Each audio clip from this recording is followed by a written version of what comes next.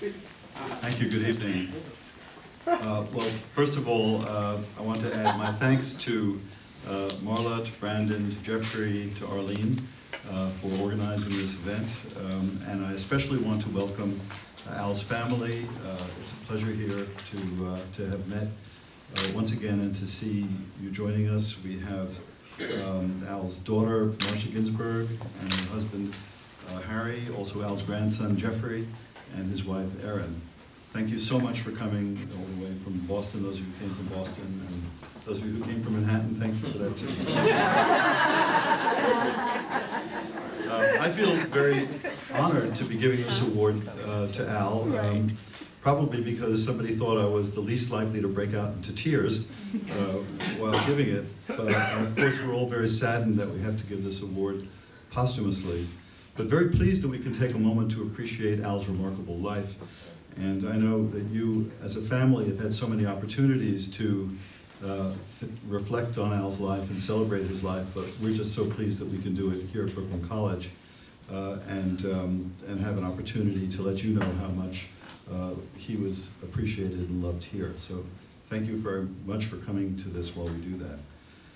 I won't dwell too much on the details of Al's career because it is in the documents that you have, but I do want to say some things about his life and career. He's a real boy from our hood. He grew up on Albemarle Road, went to Brooklyn College in the 1930s, but never finished because although Brooklyn College was free in those days, he couldn't afford the textbooks. So he ended up taking a job at a radio station where he was on duty when the bulletin came in about the attack on Pearl Harbor, and he announced that to the radio audience. Al joined the Army. He served as a captain, was in service in the Aleutian Islands, and in 1942 he married Brenda, who unfortunately took him off to Boston. After the war, he became first a salesman, then a broadcast executive, and went on to build a really successful chain of television and FM radio stations, a company eventually known as Marlin Broadcasting. Now, the really interesting thing about Al, from our point of view, is that he returned to Brooklyn College in 1989 to complete his degree, which he got in 2001. So he was Al Tanger, class of '01. It's not 1990, it's 2001. And people asked him, why did he come to Brooklyn College? And his answer in the Daily News, to the Daily News journalist that interviewed him was, I always wanted to get the degree from Brooklyn College. Since I lived near Boston, a lot of people said, why don't you go to Harvard or one of those schools up there? I said no, because I thought Brooklyn College was doing a superior job. Al had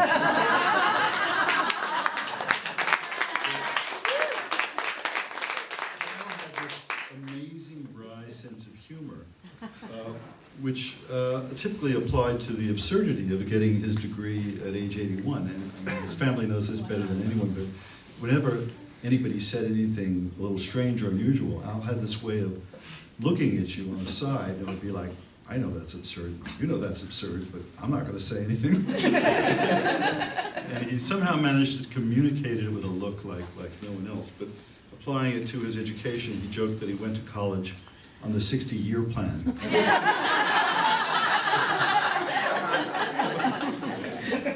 Anyway, Al's generosity knew no bounds. The many institutions that he and Brenda supported included Beth Israel Deaconess Medical Center in Boston, the Massachusetts General Hospital, the Beth Israel Deaconess Hospital in Needham, Cape Cod Hospital, the Newton Wellesley Hospital, and of course, large, significant gifts to Tanger Hillel, named for Al, the Al Tanger Hillel, and here at Brooklyn College. Over $600,000 to Tanger Hillel and over $1.5 million to Brooklyn College, mainly for presidential scholarships. And I recently saw a video that Woody, and I'm not sure if the rest of the family was involved, had produced on Al's life, and from that, I think I can safely say that the only place to which Al's generosity did not extend was sharing a martini. Anyway, those of us who were privileged to know Al here at the college remember him, though, not only for his generosity. It goes way beyond that. It also, we think, certainly, I know Marla and I have discussed this many times, we also think about his generosity and his warmth and his caring approach to every single individual that he dealt with here at the college. Every year, he and Brenda graciously welcomed me, President Gould, President Kimmick before President Gould, Marla, to the home, or should I say one of his homes, in Jupiter or in Newton. I believe, Marla, you were the only one who got to Cape Cod. Still waiting for that. And often he would just call up just to chat, and there was no agenda. He would start the conversation with, how's it doing down there? And he always ended up the conversation with, you know you can rely on me. And that was Al. He was just friendly and generous and warm. And as his family was saying to me just now, probably the only person any of us knew that not a single person disliked, that had not an enemy in the world, who was such a warm and loving personality. Of all the trustees of our foundation that I've worked with over the years, I can think of no one who is more gracious, generous, supportive, or more deserving of this award in life or in heaven. We'll have the Cape and we'll pour you a martini. So thanks for having us. My name is Jeff Ginsberg. I'm Al, or as we call them, there's really no reason, really. We call them governors. We all call them Gov. And I could tell you that there's 20 different stories. None of them are true. I don't know why. But just on behalf of his family, my parents are here, his daughter Marcia, on behalf of his 3 children, his 4 grandchildren that I'm one, 11, hope I got the number, 3 of them are mine, so 11 great grandchildren, and our whole family. Thanks for having us, and particularly from his wife, my grandmother Brenda, and I promised her, I got it on email because my 93-year-old grandmother is really cool. Just she wanted to say something briefly. So thank you so much for honoring Al. He would have been both surprised and delighted because he was a really modest man, not a seeker of rewards. Just let me add that the most common and consistent message that I've received in the days since he left us, missing him so much, that was stated in most emphatic and simple language from those, and there were so many, who said, he was one of the nicest people I've ever met. Amen. And I will say, he was a Brooklyn guy, and he was a Brooklyn guy, then went to Boston. I was a Boston guy who now has family in Brooklyn. and lived in New York for a while. And I will say, I found one document that I've got to share. Andy took my punchline with a 60-year plan, but I've got his transcripts. I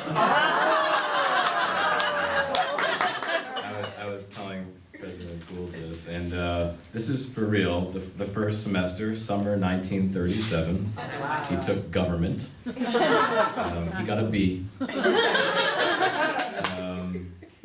Funny enough, he took some economic classes, next semester got a C. Turned out he knew a little more about economics than they thought. But you know, what's incredible about this is it then ends in spring of 2001 when he took 5 credits. This wasn't like an honorary thing. He came back, he went to school, and he made Dean's List. 2 A's, 2 A minuses, and an A plus.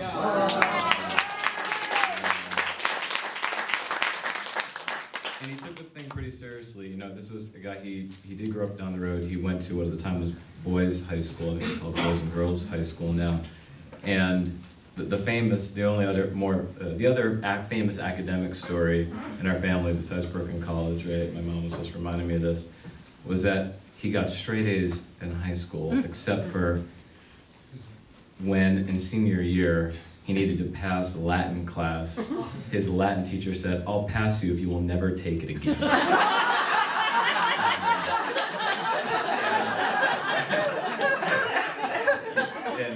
So he loved that story. But, and I will say, he gave a lot to Brooklyn College, but I bet like so many of you feel, probably all of you feel, he got so much more back. I've never seen him as energized and alive and happy is when he was coming here. We went to college at the same time. And he was having just as much fun as me. I said, you know, I'm joining a fraternity, what are you gonna do? He went with Hillel. And it really energized him. And I really think that he lived to 94 in part because he was so energized by the experience here. And I will just say he didn't even have money for the books. His father had passed, he had a single mother.